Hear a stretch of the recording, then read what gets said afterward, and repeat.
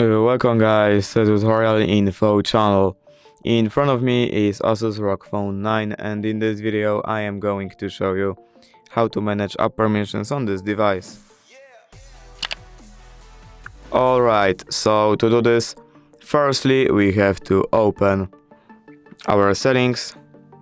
Now here we have to scroll down and find this privacy option. Here we have to open permission manager. And for example, I'm going to choose permission to microphone, and here we can choose what apps we want to allow to this permission and what apps we don't allow.